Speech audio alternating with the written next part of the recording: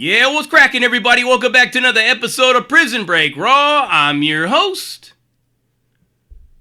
the one and only Big JD. After the great safe caper that yielded nothing but a bunch of dildos, sex toys, a couple of smut books, and some porn, after pushing it down the street all night long only to drop it into a swimming pool, fish it back out, stethoscopes, chopping, cutting, burning, everything we could possibly think of, when all we had to do was jiggle the lock. After I got done wringing this guy's neck and told him that I would kill him if I ever seen him again, stayed away from him. Several weeks. But you know how it is in this game. You can't stay mad at somebody like that for too long. You can't stay away from them. It's only a given. And like I said, I'm a chipper. I've snorted me lines of shards several times, but back then it wasn't shards. More of that lemon drop shit back then. But you know what I'm saying, right? Eventually you make amends with these kind of people. And they come back into your life. Well, this next story right here, what this guy got me involved in, I gotta tell you, don't know why. As I've said before, why I bite into this shit, it's mostly out of boredom. It's because I think that I, have a silver lining, or there's a positive somewhere in this. At some point in time, you're going to keep sticking your coin in the one-armed bandit at Las Vegas, and you're going to eventually hit something. You're eventually going to hit all acorns, or all cherries, or all strawberries, or whatever, and you get the drift, right? One of these days, this dude is going to come up with something, $1 million idea. Because a lot of these tweakers, they got nothing but time on their hands and their thoughts. Racing thoughts that are going on. Always plotting, planning, and scheming. Just like anybody in the game. But they do it at a much faster rate. The accelerations, the speed of it all. Faster than any high-speed internet that you can ever come up with. So here it is, several weeks later, it's Christmas. We're opening up our presents. I got my girl Christina living with me at this time. The scent of cinnamon in the air. Bing Crosby's Christmas jams playing on my dad's home entertainment surround sound system going on. A slight smell of onions and celery from the kitchen because my mom's preparing a turkey and stuffing. When all of a sudden, tap, tap, tap, tap. If you thought Santa Claus slides down chimneys in the middle of the night, not this Santa Claus. Open up the door and guess who it is? You guessed it. It's Santa Shards. And he has a gift for my mother. So he's coming in the house. He's like trying to push his way in. He's like, come on, let me in, JD. I gotta show you something. This is what it is, man. You're gonna love me after this one. You're gonna love me. You're gonna want me to move in. So he comes in. He goes straight towards the kitchen to where he knows my mother's at. He's like, Linda, I got something for you. Something you always wanted. Merry Christmas. Blop. Abyssal Big Green Clean Machine. Carpet steamer. That's right. Brand new in the box. Don't know where he got it from, but it's, who knows, right? So my mom's all jazzed and excited and everything like that, and she knows it's stolen, but you know what it is already. Low-income family. Any gift is a given and is a blessing, and nobody in my family gives a fuck about the government. Or anything else. Nobody thinks about that kind of thing. I mean, that's what it is when you're struggling with the day-to-day of life. Living paycheck to paycheck like my family did for so long. So there it is. My mom always wanted that. She wanted to steam clean the carpets. And tweaker shards, Santa Claus, Captain Spagak, delivered that for her. But there's a catch to this whole thing. Several days later, Captain Spagak comes back.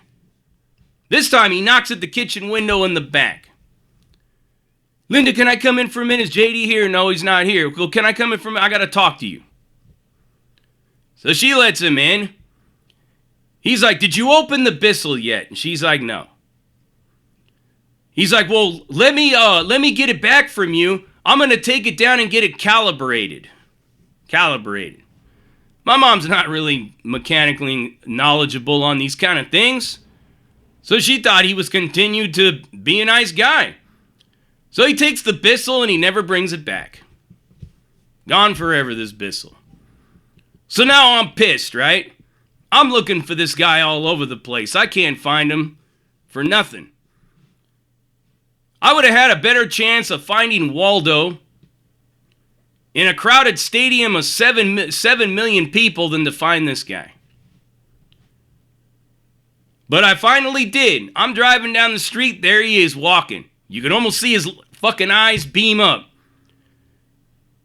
He cuts off to the left around a corner. I go down an alley, come back up, drive along the side. I could see some shoes up against the wall. Then I bust a little quick right, pull off to the side, and I'm looking over there. I'm with my fucking homie in the car. Lo and behold, this dude thought he was slick. He just froze like a statue up against the wall. So I'm looking at him. I look at my homie. I look back at him. I'm smiling thinking, is this fool fucking for real? Woolly blue curls, tweaker. Like, you ain't fooling nobody. Get over here. He's like, no, come on, JD, man. Don't beat me up. Don't hit me. Don't shoot me. Don't stab me. Don't do anything like that. I go, I'm going to leave you in the desert for dead. I'm going to bury you under the first fucking Joshua tree I see.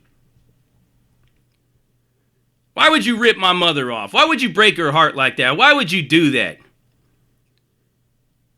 And me and my boy, we got him upside down in the ivy. We're shaking him out. All kinds of fucking trinkets and things are flying out of his pockets. He swears up and down he's got the fucking deal of the century once again. And of course my palms start itching and I start fucking wanting to listen to it. I'm like, look, there better be a Bissell at the end of this fucking story. This is better than that. I'll buy your mom 10 Bissells. As a matter of fact, I'll pull all the old carpeting out and put brand new carpet in the whole place. Just hear me out, please hear me out. And it's always been like that for me and this guy. You know, I just can't seem to, like, really stay mad at him. He's just that one guy that you got, that you're like that with. So I set him down and he comes up with this idea. I know where there's a shitload of copper. Copper. Well, how much copper are we talking about? Are we talking about enough to fucking, like, pay my rent for 6 months? Are we talking about enough to buy a fucking Mercedes Benz? I mean, how much are we talking about? Hundreds of thousands of dollars worth of copper. This is a huge building they're building. They're putting together. And it's got a shitload of copper. Okay, I'm listening. What do you got? So I started to break it down, run it down, the whole building, the whole fucking get up and everything. And I'm just like, you know what? That's a lot of copper. And it's easily accessible. All I got to do is get a trailer or something to load it all up on. And if there's a forklift on site or something like that, and this shit's sitting on pallets, it's even easier. Or if it's sitting in a trailer, man, I could just take the old trailer off that I'm bringing, that I'm going to get, and hook that one up to the truck and go. So I'm already thinking, where am I going to get the truck? Where am I going to get the trailer? All these things are going through my head. He's like, I already got a truck. But a trailer you're going to have to get. But if there's already one there, then we'll just take it off and leave it.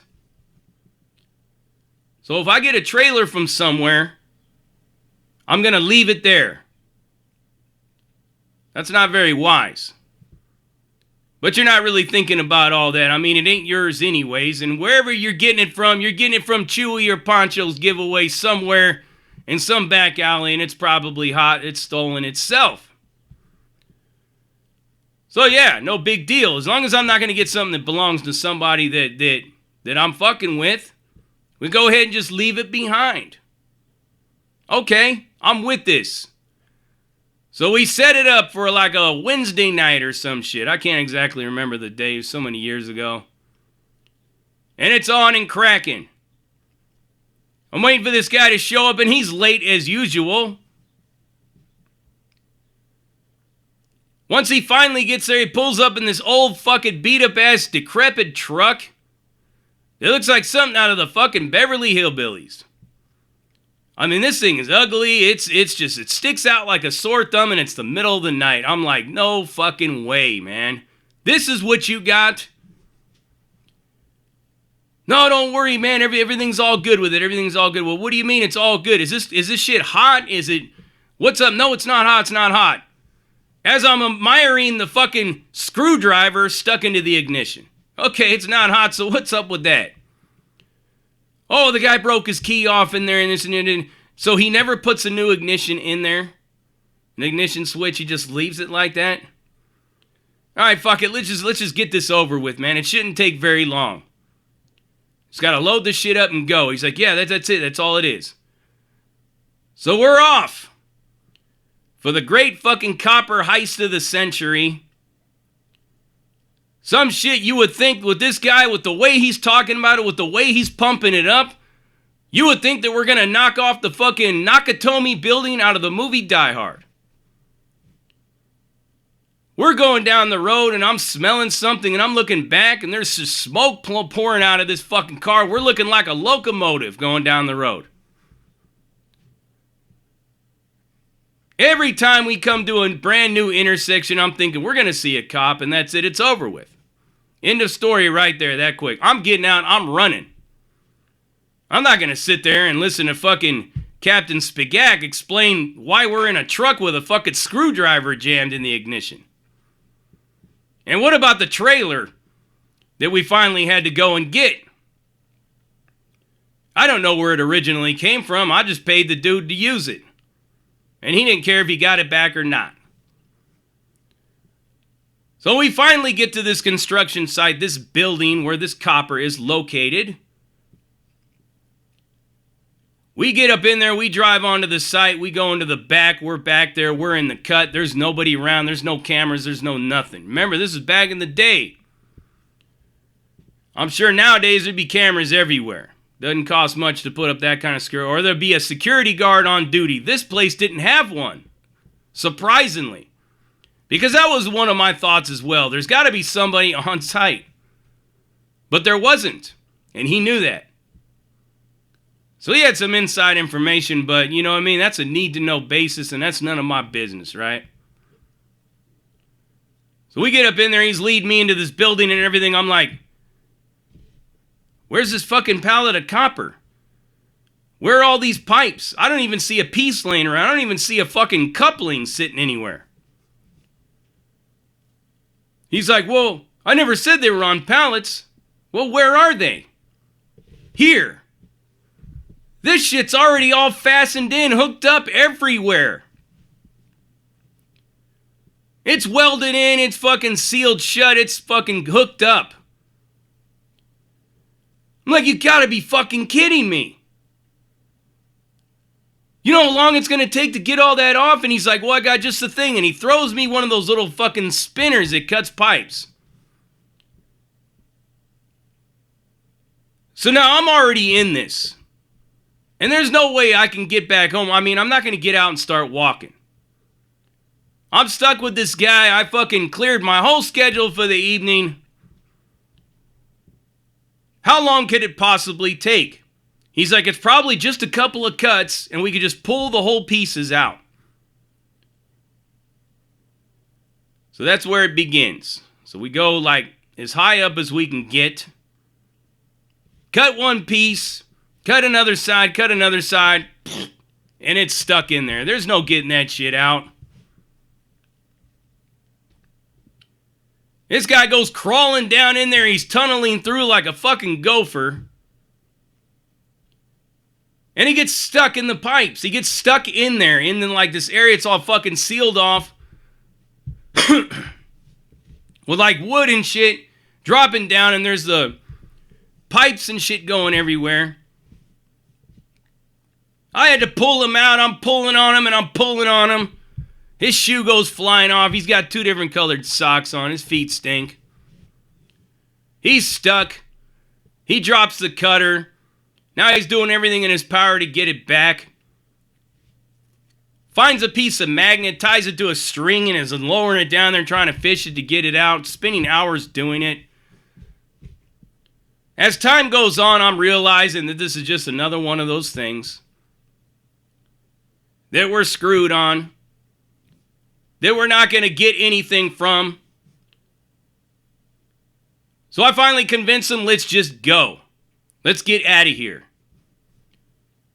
He didn't want to leave it alone.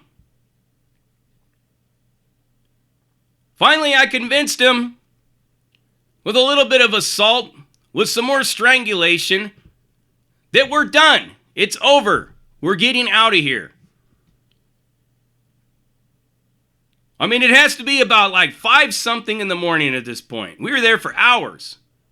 Making noise, dropping things, ping, pang, pong, pow, splash, splash, crash. You would think that people were actually like working on this place. So we get back into the truck. He's, of course, with his usual optimism, silver lining. Well, you know what? Maybe if we get a tow truck, hook it up to the very bottom and pull it out, we could just pull the whole piece and just drag it on and put it on. No, we're not going to do that. And as soon as he comes up with the, well, there's got to be a way. Whoop, whoop, whoop, whoop, whoop, whoop, whoop. We're getting pulled over. I mean, it was only a matter of time, right? We're polluting the entire environment. We're killing the ozone just for each block we're going. We're taking an inch of the ozone away with how much smoke is pouring out of this thing. You think I'm going to sit there and listen to the cop, driver's license, registration, all that? I'm gone. The minute he comes to a stop, I'm opening the door and I'm out of there and I take off running. All I hear is the cop is, hey. But that was about it. Now, the journey back from me was a mission in itself. It always ends that way. You think it's Pinky in the brain? I think it's Pinky in the brain. But it's Itchy and Scratchy. It's Heckle and Jekyll. It's Dumb and Dumber. Every single time. So I'm walking through bush. I'm walking alongside of the houses. I'm avoiding dogs. I'm doing all these things. I jump a chain link fence to go down into the riverbed, which is always my go-to because it goes right back to where I live. The shit's muddy. I slide. I tumble down. Right into a pile of mud. Now I'm looking like a fucking bushman. Face completely covered in mud. Shit all over the place. I'm dirty as fuck. I finally get home. He's already there. Why did you run, man? Why did you do that?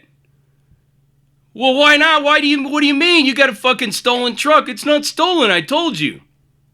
Look, the truck's still there. He still got the truck. So it wasn't stolen after all.